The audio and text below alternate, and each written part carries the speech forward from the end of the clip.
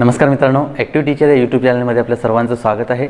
तर मित्रांनो, आज आपण इयत्ता 5वी शिष्यवृत्ती परीक्षेसाठी उपयुक्त बुद्धिमत्ता चाचणी सराव प्रश्नपत्रिका इथे सोडवून घेणार आहोत आणि या प्रश्नपत्रिकेमधील सर्व प्रश्न आपण विविध कृत्यांचा वापर करून सोडवणार आहोत। त्यामुळे आपण हा व्हिडिओ पूर्ण बघायचा आहे आणि हे सर्व प्रश्न जे आहेत ते समजून घ्यायचे आहेत। चला तर आता सुरू करूया। तर मित्रांनो, प्रश्न क्रमांक 26 जो आहे तो बघा की इथे आपल्याला एक अंकमालिका दिलेली आहे आणि या अंकमालिकेत किती वर्गसंख्या आल्या आहेत हे आपल्याला इथे विचारलेलं आहे। आता आपल्याला वर्गसंख्या पाठ आहेत, त्यामुळे आपण ते वर्गसंख्या डायरेक्ट बघूया। तर इथे 4 एक वर्गसंख्या आहे, एक त्यानंतर 1 2 झाल्या, 9 3 झाल्या, 16 4 27 ही वर्गसंख्या नाही, ही घनसंख्या आहे लक्षात घ्या। 25 वर्गसंख्या आहे, 5 झाल्या, 30 50 या वर्गसंख्या नाही आहेत। म्हणजे इथे एकूण 4 1 9 16 आणि 25 अशा 5 वर्गसंख्या असलेल्या आपल्याला पाहायला मिळतात। त्यामुळे पर्याय क्रमांक 2 इथे बरोबर येणार आहे। त्यानंतर प्रश्न क्रमांक 27 बघा मित्रांनो, सचिवालय हा शब्द उलट क्रमाने लिहिला तर येणाऱ्या शब्दातील शेवटून दुसरे अक्षर कोणते? शेवटून दुसरे विचारलेले आहे बरोबर। बघा काय म्हटले की उलट क्रमाने लिहिला तर येणाऱ्या शब्दातील शेवटून दुसरे। आपण बऱ्याचदा गडबड करतो मित्रांनो आणि आपण काय म्हणतो की शब्दातील शेवटून दुसरे, म्हणून आपण लगेच काय करतो, इथं हा शब्द उलटा लिहिला असं समजतो। म्हणजे उलटा लिहिल्याचा अर्थ य कडून सुरुवात केली आणि शेवटून दुसरं म्हटलं तर आपण इकडूनच सुरुवात करतो आणि ल लिहून रिकामी होतो, म्हणजे गडबडीमध्ये असं होतं। तर मित्रांनो, एक लक्षात घ्या की सुरुवातीला तुम्हाला उलट क्रमाने शब्द लिहायचा आहे बरोबर। म्हणजे य ल वा ची स असा उलट क्रमाने लिहायचा आहे आणि त्यानंतर म्हटले की येणाऱ्या शब्दातील शेवटून दुसरे हे ची हे अक्षर असणार आहे, हे इथे लक्षात घ्यायचं आहे। कारण बऱ्याचदा आपण काय करतो, उलट क्रमाने न लिहिता गडबडीत आपण असं एखाद्या डायरेक्ट आपल्याला वाटतं की हे सोपं उदाहरण आहे आणि आपण पटकन करून जातो। तर इथे ची उत्तर येणार आहे। ओके, चला तर पुढचा प्रश्न बघूया। प्रश्न क्रमांक 28 ABCDEFG अशा पद्धतीने आपल्याला इथं इंग्रजी अल्फाबेट्स दिलेले आहेत। दिलेल्या अक्षरमालेतील ई आणि ओ या अक्षरांच्या मधोमध येणारे अक्षर कोणते? हे इझी आहे, आपण काढू शकतो। ई इथे आहे आणि इथं ओ आहे बघा, इकडून आपण घालून रिकामी व्हायची दोन्ही बाजूने। ओके, अशा पद्धतीनं राहिलं अक्षर जे, सो मधोमध येणारं अक्षर हे जे असणार आहे। आता प्रश्न क्रमांक 29 पुढचा बघा, खालीलपैकी जोडमूळ संख्यांची योग्य जोडी कोणती? जोडमूळ संख्या बघा मित्रांनो, तर 2 3 13 15 7 9 आणि 59 61 दिलेले आहे। जोडमूळ म्हणजे लगतच्या दोन संख्या, म्हणजे लागोपाठ आलेल्या मूळ संख्या, थोडक्यात पाठोपाठ आलेल्या मूळ संख्या। तर इथे बघा 2 आणि 3, त्यानंतर 13 15 7 9 आणि 59 61। तर याच्यामध्ये ही पहिली दुसरी आणि 4 नंबरची जी पर्यायाची जोडी आहे त्या जोडमूळ संख्या आहेत, कारण त्या पाठोपाठ येणाऱ्या मूळ संख्या आहेत। पण 7 आणि 9 या मात्र जोडमूळ संख्या नाहीत, या येणाऱ्या विषम संख्या आहेत पाठोपाठ येणाऱ्या, पण मूळ संख्या नाहीत, कारण 9 ही ती मूळ संख्या येत नाही, हे इथे लक्षात घ्या। त्यानंतर मित्रांनो, पुढचा प्रश्न आहे बघा, प्रश्न क्रमांक 30 ते 34 साठी गटात न बसणारे पद ओळखा। प्रश्न क्रमांक 30 बघा, 37 47 83 आणि 29 याच्यामध्ये आपल्याला गटात न बसणारी संख्या शोधायची आहे मित्रांनो।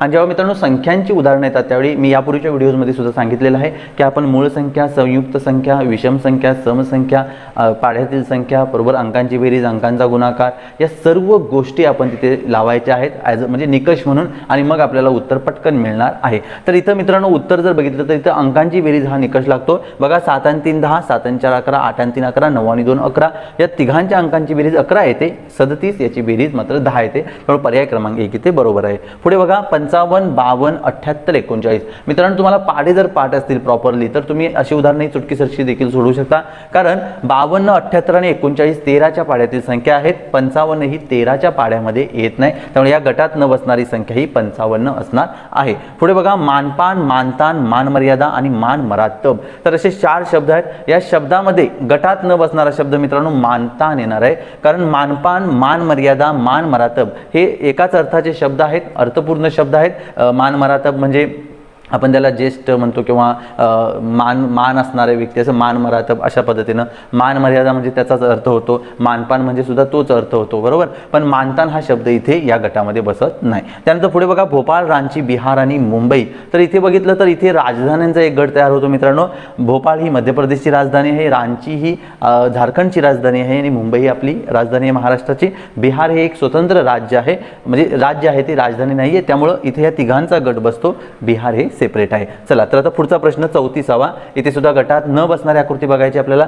इथे बघा, इथे त्रिकोण आहे त्यामध्ये 2 रेषा आहेत, इथे चौकोन आहे त्यामध्ये 3 रेषा आहेत, इथे पंचकोन आहे त्याच्यामध्ये एकूण 4 रेषा आहेत, आणि इथे आपल्याला बघा 1 2 3 4 5 6 षटकोन आहे आणि त्याच्यामध्ये 1 2 3 4 5 6 रेषा आहेत। तर आता लगेच लक्षात आलं असेल तुमच्या गटात न बसणारी जोडी हीच आहे मित्रांनो, कारण इथं जी आकृती आहे त्या आकृतीमध्ये जेवढ्या रेषा आहेत, आकृतीच्या रेषा त्याच्यापेक्षा एकने रेषा आतमध्ये मारलेल्या आहेत. म्हणजे बघा इथे त्रिकोण आहे, 3 बाजू आहेत, त्याच्यापेक्षा एक कमी 2 रेषा आत आहेत. चुलते इथं चौकोन आहे म्हणून 4 बाजू आहेत, 3 आत रेषा आहेत. इथे पंचकोन आहे, आतमध्ये 4 रेषा आहेत. इथे मात्र षटकोन आहे आणि आतमध्ये सुद्धा 6 रेषा आहेत. त्यामुळे पर्याय क्रमांक 4 इथं उत्तर म्हणजे वेगळा आकृती येणार आहे. आता पुढचा प्रश्न क्रमांक 35 ते 38 साठी प्रश्नचिन्हाच्या जागी क्रमाने येणारे अचूक पद ओळखा. क्रमाने येणारे अचूक पद. तर मित्रांनो यामध्ये यासारख्या जेव्हा क्रमाने येणारे अचूक पद ओळखा अशी उदाहरणे असतात त्यावेळी सर्वात महत्त्वाची गोष्ट म्हणजे मित्रांनो पहिल्यांदा तुम्ही त्या संख्यांमधला फरक काढायचा. पहिली ही महत्त्वाची स्टेप करायची,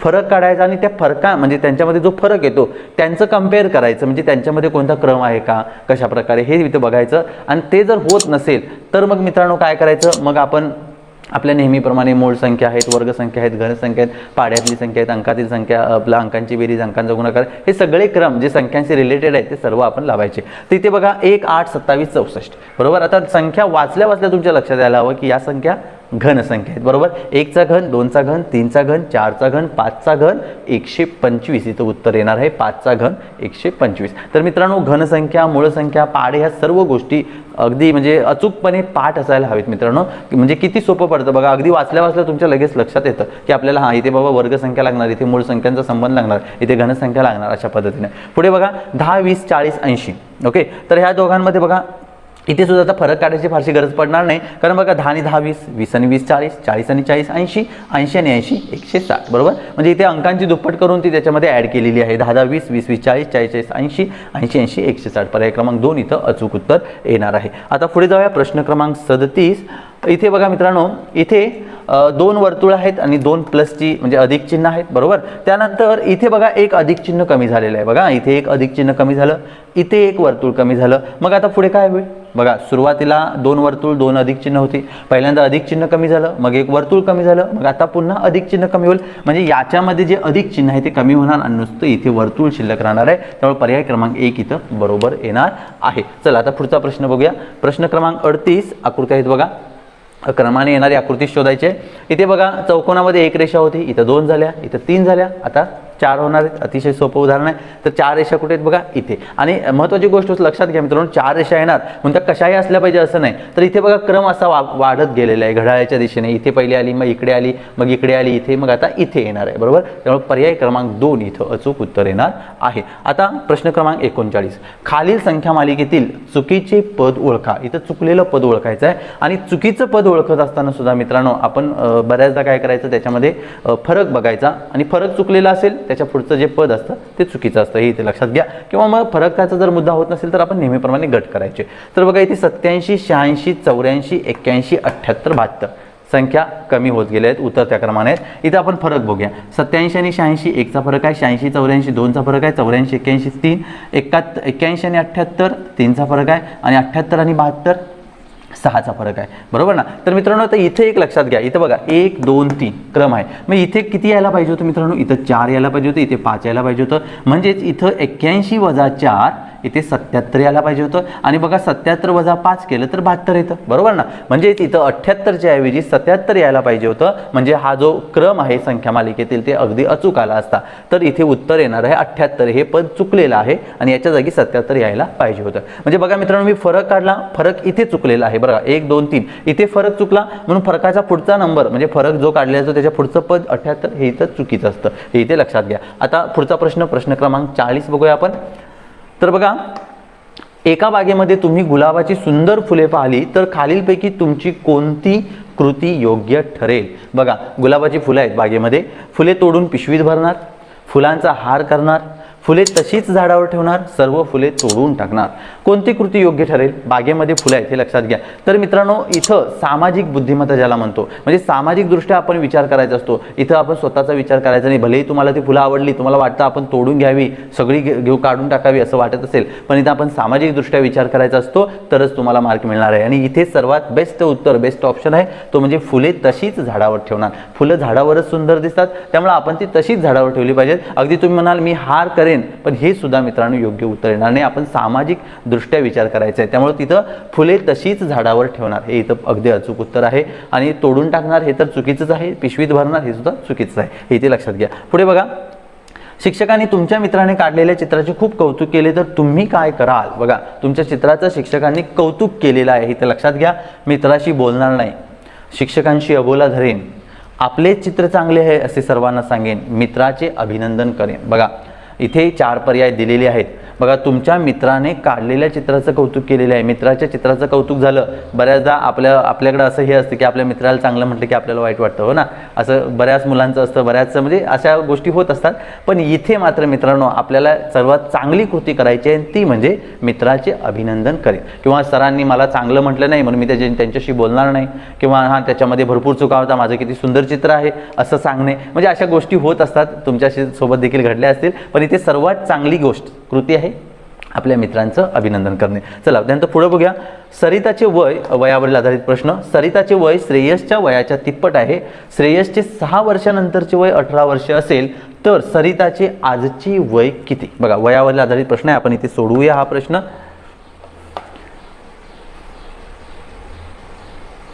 तर बघा प्रश्न कसा आहे बघा मित्रांनो, सरिताचे वय श्रेयसच्या वयाच्या तिप्पट आहे. ही एक माहिती आपल्याला दिलेली आहे की सरिताचे वय हे श्रेयसच्या वयाच्या तिप्पट आहे. ओके, त्यानंतर महत्त्वाची माहिती दिली की श्रेयसचे 6 वर्षानंतरचे वय 18 वर्ष असेल. 6 वर्ष झाल्यानंतर त्याला 18 वर्ष वय असणार आहे. म्हणजे आता या वर्षी किंवा आता सद्यस्थितीला त्याचं वय किती? बघा, 6 वर्षानंतर 18 वर्ष असणार आहे, म्हणून आताचं वय त्याचं 18 वजा 6 करूया आपण, बरोबर ना. 6 वर्ष वाढल्यानंतर 18 वर्ष होणार आहे, म्हणून आताचं वय त्याचं 12 वर्ष होणार आहे, बरोबर. मला कोणाचं वय मिळालं? श्रेयसचं सध्याचं वय मिळालं. श्रेयसचं सध्याचं वय मिळालं 12 वर्ष. आता पहिल्या अटीकडे येऊया. पहिली माहिती दिली आहे की सरिताचे वय हे श्रेयसच्या वयाच्या तिप्पट आहे. श्रेयसच्या वयाच्या तिप्पट आहे सरिताचे वय, म्हणजे श्रेयसचं वय आताचं 12 वर्ष आहे, त्याच्या तिप्पट आहे, म्हणजे 12 गुणिले 3, 12 त्रिक 36, 12 3 जा 36, 36 वर्ष इथे उत्तर येणार आहे, पर्याय क्रमांक 2. तर मित्रांनो, वयावरील जे प्रश्न असतात ते अतिशय सोपे असतात, फक्त प्रॉपरली समजून घेऊन आपण व्यवस्थित त्याच्यामध्ये ज्या अटी दिलेल्या आहेत किंवा जी माहिती दिलेली आहे ती समजून घ्यायची आहे आणि आपल्याला नेमकं काय काढायचं आहे हे सुद्धा समजून घेऊन मग आपण त्यानुसार कृती करायची आहे. आता पुढचा प्रश्न बघूया. तर मित्रांनो, पुढचा प्रश्न आहे प्रश्न क्रमांक 43. 3 वर्षापूर्वी आईच्या व मुलांच्या वयाची बेरीज 50 वर्ष होती. आणखी 2 वर्षांनी आईचे वय 40 वर्ष असेल तर मुलाचे आजचे वय किती? हे सुद्धा वयावर आधारित प्रश्न आहे. पुन्हा एकदा आपण आपला जो बोर्ड आहे तो वरती घेऊया इकडे.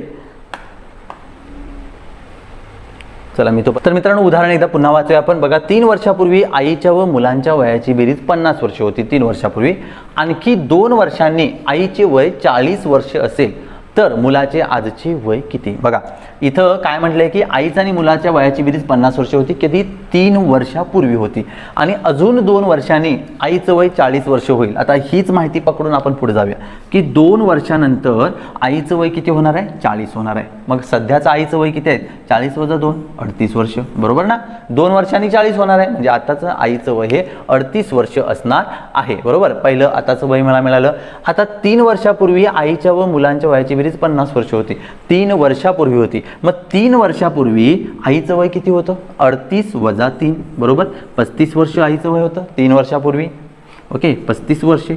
बघा, मी काय केलं, पहिल्यांदा आईचं 2 वर्षानंतरचं वय मला माहिती होतं 40 वर्ष, म्हणून 2 वर्षानंतरचं वय 40, म्हणून आताचं वय 38 आलं. आता 3 वर्षापूर्वीची तर अट दिलेली आहे, माहिती दिलेली आहे, म्हणून मी 3 वर्षापूर्वीचं आईचं वय काढलं. 38 वजा 3, 35 वर्ष. तर त्याने असं म्हटलंय की 3 वर्षापूर्वी आईच्या व मुलाच्या वयाची बेरीज 50 वर्ष होती, म्हणजे हे 35 वर्ष 3 वर्षापूर्वी अधिक मुलग्याचं वय बरोबर 50 वर्ष इतकी बेरीज होती, बरोबर 3 वर्षापूर्वी. मग मुलाचं वय किती असेल? 35 मध्ये किती मिळवले की 50 होणार आहे? 15. तर मुलाचं 3 वर्षापूर्वीचं वय हे लक्षात घ्या इथं मित्रांनो, 3 वर्षापूर्वी म्हटलेलं आहे, 3 वर्षापूर्वीचं वय हे 15 वर्ष होतं, बरोबर ना. लक्षात आलं. तर मुलाचं आजचं वय किती? 3 वर्षापूर्वी 15 होतं, त्याच्यात पुन्हा आपण 3 मिळवूया. 15 अधिक 3 18 वर्षे. बघा किती वर्ष असणार आहेत? 18 वर्षे. पर्याय क्रमांक 1 इथे उत्तर आलेलं आहे. बघा, फक्त मी प्रॉपरली इथे वजा वजा अधिक अधिक करत करत करत आपण त्या उत्तरापर्यंत गेलेलो आहेत. पहिल्यांदा मला आईचं 2 वर्षानंतरचं वय माहिती होतं, म्हणून मी आजचं आईचं वय काढलं 38 वर्ष. आपल्याला 3 वर्षापूर्वीची एक अट दिलेली आहे, म्हणून आईचं 3 वर्षापूर्वीचं वय काढलं. 3 वर्षापूर्वी आईचं वय आणि मुलाचं वय यांची बेरीज 50 वर्ष होती, म्हणून मी 3 वर्षापूर्वी म्हणजे याच्यावरून आपण 3 वर्षापूर्वीचं मुलाचं वय काढलं. 3 वर्षापूर्वी मुलाचं वय 15 होतं, तर आता किती असेल? 15 अधिक 3, 3 वर्ष पुढे येऊया, 18 वर्ष असणार आहे. तर अशा पद्धतीने हे उदाहरण सोडवलं. आता ही उदाहरणे मित्रांनो समीकरणाच्या गुणाकाराच्या मांडणीतून देखील आपल्याला सोडवता येतात, म्हणजे आजचं वय x वर्षमान वगैरे वगैरे, परंतु आपल्याला अजून तो भाग नाही आहे समीकरणांचा, त्यामुळे आपण ही अशा पद्धतीनेच उदाहरणे सोडवायची आहेत. तर मी वयावर आधारित स्पेशल 2 व्हिडिओ बनवलेले आहेत. माझ्या चॅनलवर नक्की जा आणि तिथे आपल्याला शिष्यवृत्तीची प्लेलिस्ट जर आपण ओपन केलात तर तुम्हाला तिथं हे जी वयावरील उदाहरणं आहेत ती सर्व प्रकारची उदाहरणं मी तिथे सोडवून दाखवली आहेत. एकदा तो व्हिडिओ नक्की बघा. चला तर आता पुढचा प्रश्न बघूया आपण. तर मित्रांनो पुढचा प्रश्न आहे बघा, प्रश्न क्रमांक 44. मनीषाची मुलगी शिवरामच्या मुलीची आते बहीण आहे, तर शिवरामची मनीषा कोण आहे? बघा नातेसंबंधावर आधारित प्रश्न आहे. आपण हा चार्ट काढूया म्हणजे आपल्याला लक्षात येईल. बघा मनीषाची मुलगी, मी इथे मनीषा लिहितो, ओके, मनीषा, आणि ही मनीषाची मुलगी समजा, ओके, मुलगी. चला मनीषाची मुलगी शिवरामच्या मुलीची आते बहीण आहे. शिवराम, इथे शिवराम घेतो, ओके. शिवरामचा मुलगा आहे, मुलग्याला मुलगी आहे, ओके, बरोबर, मुलाच्या मुलीची म्हटलेलं आहे, मुलगी आहे, आणि या मुलगीची ही आते बहीण आहे. हे लक्षात घ्या, या दोघींमध्ये संबंध काय आहे? आते बहीण आहे. तर आपल्याला या दोघांच्यातला संबंध काढायचा आहे. बघा आता आपण समजून घेऊया. मनीषाची मुलगी, ओके, ही शिवरामच्या मुलीची आते बहीण आहे. या दोघी आते बहिणी आहेत, बरोबर, ही मुलगी आणि ही मुलगी. याचाच अर्थ ही ज्या अर्थी आते बहीण आहे त्या अर्थी या मुलगीची ही जी मनीषा आहे म्हणजे हिची आई आहे, बरोबर, ती कोण असणार आहे? आत्या असणार आहे, बरोबर ना? अगदी बरोबर, कारण आत्याची मुलगी ही आते बहीण असते, म्हणजेच या मुलगीची, बरोबर, शिवरामची जी नात आहे या मुलगीची मनीषा ही आत्या असणार आहे. मग आपण आत्या कुणाला म्हणतो? तर आपल्या वडिलांच्या बहिणीला आपण आत्या म्हणतो. मग या मुलगीचे वडील हा मुलगा आहे, बरोबर, आणि ही आत्या आहे. याचाच अर्थ या मुलग्याची ही कोण असणार आहे? बहीण असणार आहे, बरोबर ना? लक्षात आलं का? बघा या दोन्ही मुली आते बहिणी आहेत, म्हणजेच या मुलीची आई जी मनीषा आहे ती या मुलगीची आत्या असणार आहे. आता त्या ज्या अर्थी ती मुलीची आत्या आहे त्या अर्थी मुलगीच्या वडिलांची ती बहीण असणार आहे. म्हणजे मनीषा आणि हा मुलगा बहीण भाऊ आहेत, बरोबर, आणि ही दोन्ही मुलं, याचाच अर्थ लक्षात घ्या, शिवरामचा मुलगा म्हणजे हा जो आहे तो मुलगा आहे आणि याची बहीण मनीषा आहे, म्हणजेच ही मनीषा आणि हा मुलगा हे दोन्ही शिवरामचीच मुलं आहेत. इथं लक्षात आलं. म्हणजेच याचाच अर्थ ही जी मुलगी मनीषा आहे ती मनीषा ही शिवरामची मुलगी आहे, हे इथे आपल्या लक्षात येतं. तर अशा पद्धतीने आपण प्रॉपरली समजावून घेऊन इथंच नातेसंबंध लावलेला आहे. आता याच्यापेक्षा अजून चांगली मेथड कोणती असते मित्रांनो, की तुम्ही स्वतः त्या उदाहरणामध्ये घुसायचं. म्हणजे समजा मनीषाची मुलगी म्हणजे तुम्ही स्वतःच पकडा, ओके, म्हणजे तुमची आई म्हणजे मनीषा आहे आणि तुम्ही कोणाची आती बहीण आहात?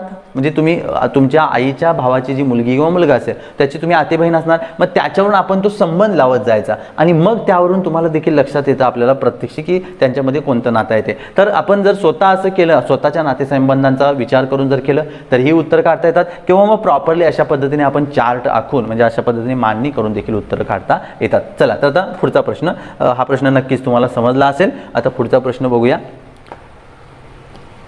ओके, चला पुन्हा एकदा नातेसंबंध आहे बघा. रमेशच्या सासूच्या मुलाचे वडील रमेशला म्हणाले, तुमच्या मुलीला मी प्रेमाने चिमणी म्हणतो, तर बोलणारी व्यक्ती रमेशची कोण आहे? बघा हा, रमेशच्या सासूच्या मुलाचे वडील रमेशला म्हणाले की तुमच्या मुलीला मी प्रेमाने चिमणी म्हणतो, तर बोलणारी व्यक्ती रमेशची कोण आहे? तर रमेशच्या सासूच्या मुलाचे वडील हे रमेशला म्हणालेले आहेत. त्यामुळे आपल्याला यांच्यामध्ये आणि याच्यामध्ये नातं काढायचं आहे. पुन्हा एकदा आपण इथे चार्ट टाकूया मित्रांनो. ओके, इथं घेतो मी. बघा रमेश आहे, ओके, रमेशची सासू, रमेशच्या सासूच्या मुलग्याचे वडील,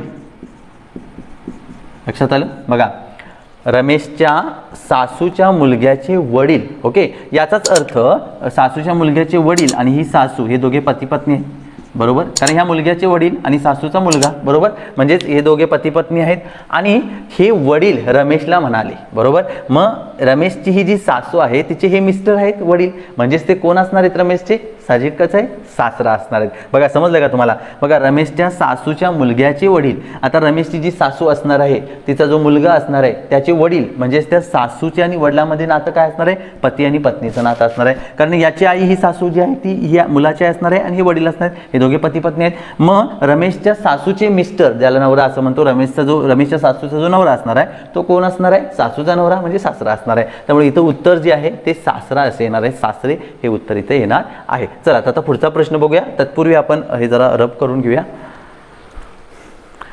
तर मित्रांनो पुढील प्रश्न आहे प्रश्न क्रमांक 46. जर 2 ला 10, 8 ला 9, 5 ला 8 आणि 1 ला 11 म्हटले तर भूपाळी किती वाजता म्हणायला हवी? भूपाळी कधी म्हणायची असते? तर मित्रांनो भूपाळी ही पहाटे म्हटली जाते, बरोबर, पहाटे. मग आता पहाटेची वेळ इथं कोणती आहे? तर 2 वाजता ही पहाटेची वेळ नाही, 2 ला 10 म्हटलं लक्षात घ्या.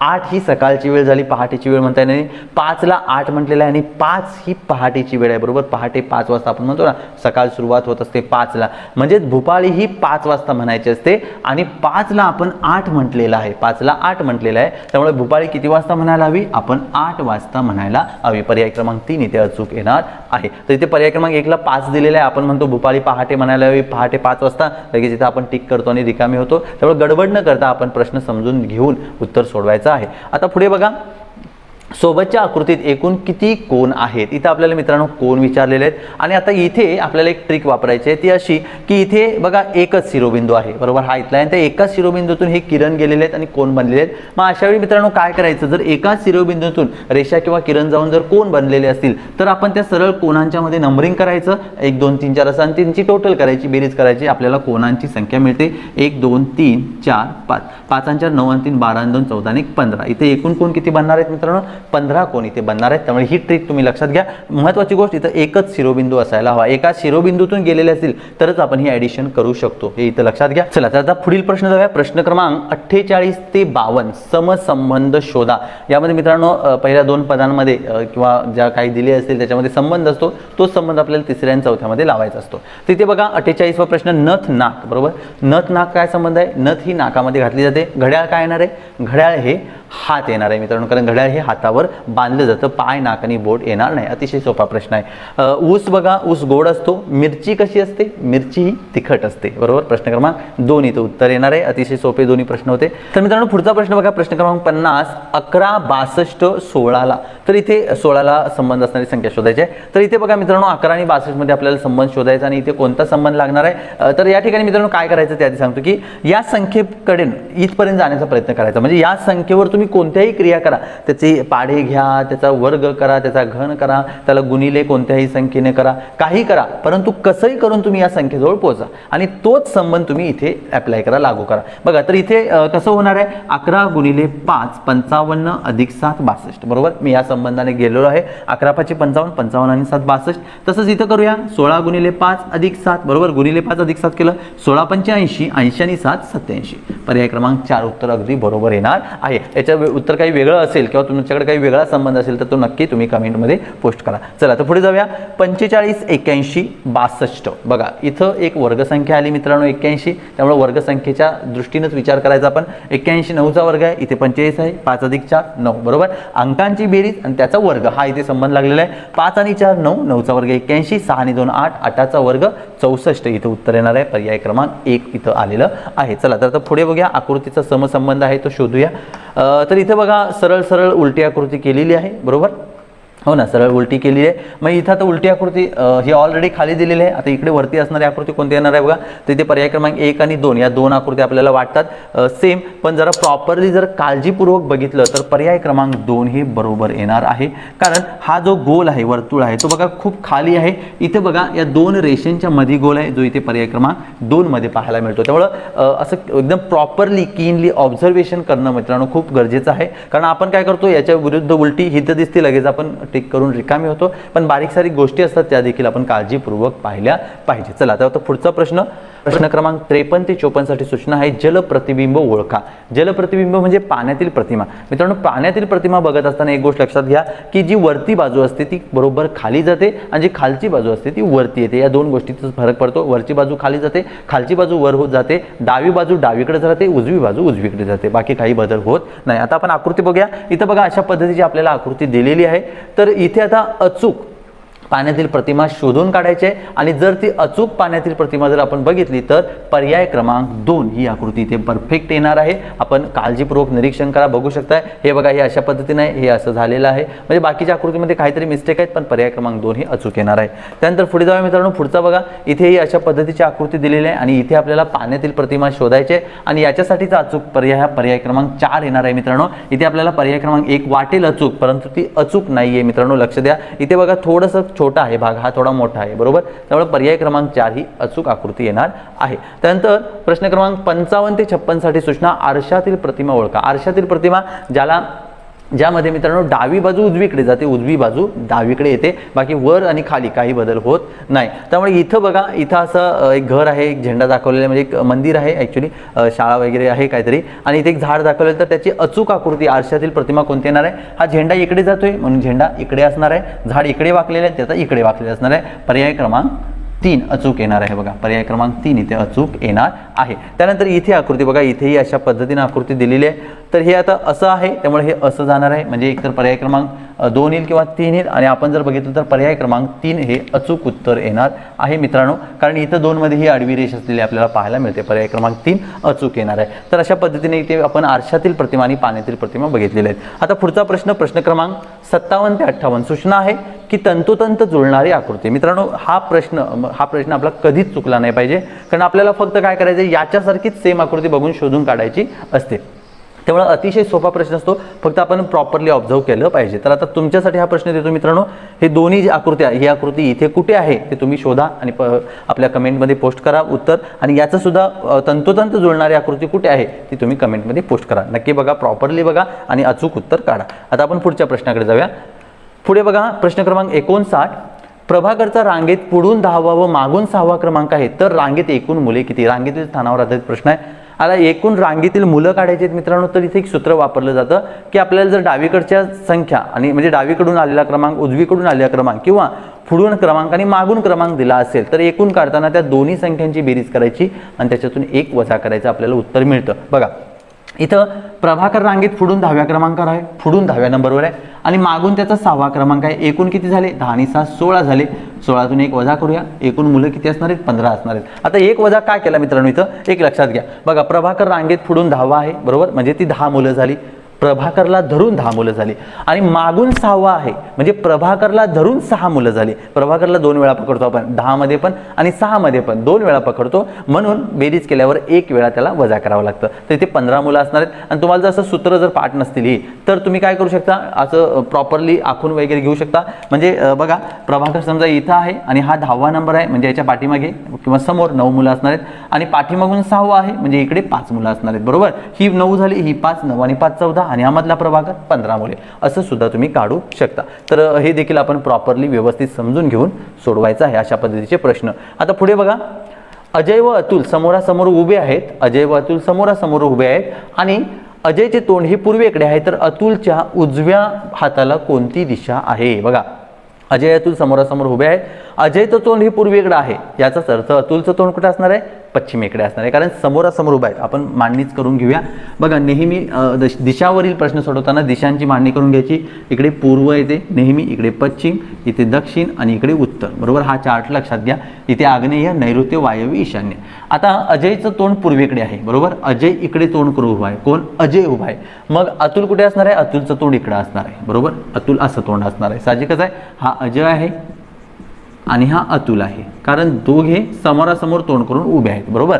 आता आपल्याला म्हटलं की अतुलच्या उजव्या हाताची दिशा कोणती? अतुलचं तोंड इकडे आहे, उजव्या हातालाची दिशा उत्तर असणार आहे, उजव्या बाजूला ही उत्तर दिशा असणार आहे अशा पद्धतीने. चला त्यानंतर पुढचा प्रश्न, एका वर्षातील किती महिन्यांमध्ये प्रत्येकी 30 दिवस असतात? 30 दिवसांचे महिने एज्यू सनो, हा शब्द लक्षात घ्या. एज्यू सनो, एप्रिल, जून, सप्टेंबर, नोव्हेंबर या 4 महिन्यांमध्ये 30 दिवस असतात. एज्यूसनो असे 4, तर एकूण 4 येणार आहे. त्यामुळं हा जो शब्द आहे एज्यूसनो हा लक्षात घ्या तुम्ही. पुढे जाऊया प्रश्न क्रमांक 62. बघा मित्रांनो, राणीचा जन्म 8 जुलै 2007 रविवारी झाला, तर तिच्या 3रा वाढदिवस कोणत्या वारी येईल? बघा दिनदर्शिकेवर आधारित प्रश्न आहे. राणीचा जन्म हा 8 जुलै 2007 झालेला आहे, रविवारी झालेला आहे, तर तिचा 3रा वाढदिवस काढायचा आहे. तर बघा मी इथे आता हे घेतो. चला तर मला 8 जुलै 2007 राणीचा जन्म झाला आणि 3रा वाढदिवस म्हणजेच 2008 पहिला, 2009 दुसरा आणि 2010 3रा वाढदिवस. मला 8 जुलै 2010चा वार काढायचा आहे मित्रांनो. आणि मित्रांनो एक लक्षात घ्या तुम्ही की इथे नेहमी काय होतं की या वर्षातून पुढच्या वर्षात जाताना दिवस एकने वाढतो. म्हणजे 1 जानेवारीला जो आज वार असेल, आज मंगळवार असेल 1 जानेवारीला ह्या वर्षी, तर पुढच्या वर्षी तो बुधवार होणार आहे, लक्षात घ्या. आणि फक्त जर लीप वर्ष असेल तर मात्र 1 दिवस एक्स्ट्रा आपल्याला ॲड करावा लागतो. मग आता ट्रिकच्या मदतीने कसं सोडवायचं बघा. मला 2007 दिलेला आहे, मला 10 कडे जायचं आहे. किती? 1 2 3 3 दिवस वाढणार आहेत, बरोबर. 3 दिवस वाढले कारण इथं आपण बोललोय की 1 दिवस वाढतो, पुढचा दिवस येतो. 2008ला 1 दिवस वाढला, 9ला 1 दिवस, 10ला 1 दिवस वाढला. आणि याच्यामध्ये 2008 हे लीप वर्ष आहे, त्यामुळे फेब्रुवारीमध्ये अजून 1 दिवस वाढलेला आहे. म्हणजे याच्यामध्ये अजून 1 दिवस ॲड करावा लागेल. एकूण 4 दिवस आपल्याला पुढे जावं लागणार आहे, बरोबर. त्यामुळे इथं लक्षात घ्या की जेवढी वर्ष तुम्ही पुढे जाल तेवढे दिवस घ्या. आणि त्याच्यामध्ये जर लीप वर्ष असेल तर पुन्हा एक म्हणजे लीप वर्ष 1 असेल तर 1 दिवस ॲड करा, 2 लीप वर्ष असतील तर 2 दिवस ॲड करा. म्हणजे तिथे एकूण 4 दिवस ॲड करावे लागणार आहेत. म्हणजेच येणारा वार कोणता येणार आहे? इथं रविवार आहे, बरोबर. सो रविवार नंतर 4 दिवस पुढे जा. रविवार नंतर सोमवार, मंगळवार, बुधवार, गुरुवार, चौथा दिवस. लक्षात, 4 दिवसानंतर नाही, चौथा दिवस. तर गुरुवार हा वार इथे येणार आहे. उत्तर गुरुवार असं येणार आहे. बघा आहे का, आपण बघूया इथे पर्याय क्रमांक 1 मध्ये उत्तर दिलेलं आहे बघा, गुरुवार. तर इथे काय करायचं बघा मित्रांनो, पुन्हा एकदा सांगतो की 2007 नंतर तिसरा वाढदिवस म्हणजे 2010. म्हणजे एकूण 3 दिवस, 3 वर्ष मी तिसऱ्या वर्षात जाणार आहे. 7 नंतर 8 9 10 3 दिवस लागले. 1 वर्ष म्हणजे 1 दिवस पकडायचा. आणि मध्ये जर लीप वर्ष असेल त्याच्यामध्ये तर अजून 1 दिवस वाढायचा. 2008 हे लीप वर्ष आहे, त्यामुळे ह्या 3 मध्ये 1 वाढवलं, 4 दिवस मला पुढे जावं लागेल. रविवार नंतर चौथा दिवस सोमवार, मंगळवार, बुधवार, गुरुवार, चौथा दिवस गुरुवार. सो उत्तर गुरुवार येणार आहे. चला तर पुढचा प्रश्न क्रमांक 63 साठी 63 आणि 64 आहे. तत्पूर्वी हे जरा मी पुसून घेतो. तर मित्रांनो बघा, प्रश्न क्रमांक 63 आणि 64. प्रश्नचिन्हाच्या जागी येणाऱ्या संख्येचा पर्याय शोधा व लिहा. प्रश्नचिन्हाच्या जागी चौरसातील संख्या इथं दिलेल्या आहेत मित्रांनो. आता अशा प्रकारची उदाहरणे सोडवत असताना तुम्ही काय करायचं, एक तर आडवा उभा संबंध बघायचा. म्हणजे आडव्यामध्ये काय लागतो किंवा उभ्यामध्ये काय लागतो बघायचा. काहीच नाही लागला तर सर्व संख्या, या चौरसातील सर्व संख्या क्रमाने लिहायच्या, चढत्या क्रमाने, बरोबर. चढत्या क्रमाने लिहायच्या लहान संख्येपासून. आणि मग तुम्ही त्याच्यामध्ये फरक काढून बघा किंवा कोणता क्रमाने वाढत गेलेले आहेत हे सर्व संबंध लावून आपण तिथे फाइंड आउट करू शकतो. तर याच्यामध्ये मित्रांनो कोणता संबंध वापरलेला आहे बघा. तर इथे बघा 5 + 3 8 आलेला आहे आणि 5 - 3 2 आलेला आहे. या दोघांचा गुणाकार 16 आलेला आहे. 8 दुनी 16. म्हणजे या दोघांची बेरीज आणि या दोघांची वजाबाकी यांचा गुणाकार.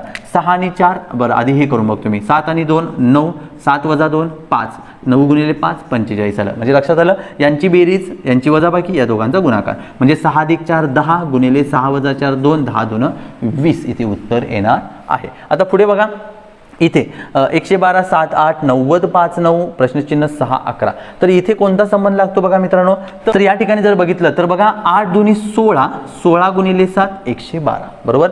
8ची दुप्पट 16, 16 × 7 112. 9ची दुप्पट 18, 18 × 5 90.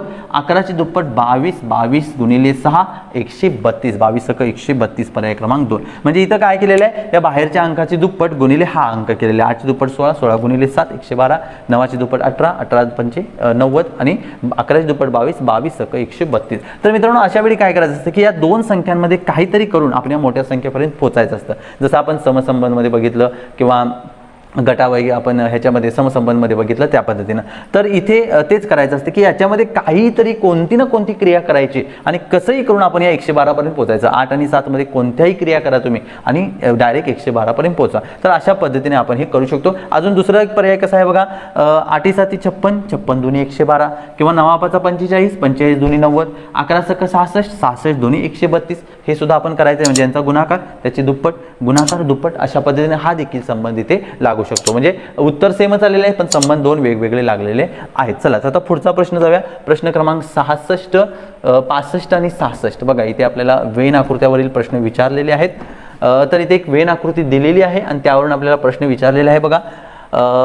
फक्त षटकोनात असणारी संख्या कोणती? फक्त षटकोनात असणारी संख्या ही 4 येणार आहे. कारण 5 आणि 7 हे वर्तुळात पण आहे, हा त्रिकोणात आहे, त्यामुळे 4 ही संख्या फक्त षटकोनात येणार आहे. वर्तुळ, त्रिकोण व षटकोनात असलेली संख्या तिघांमध्ये कोण आहे? 7 आहे. मित्रांनो हे प्रश्न फक्त आणि फक्त ऑब्झर्वेशनने सुटतात. व्यवस्थित निरीक्षण करणं हेच या प्रश्नांचं उत्तर असतं.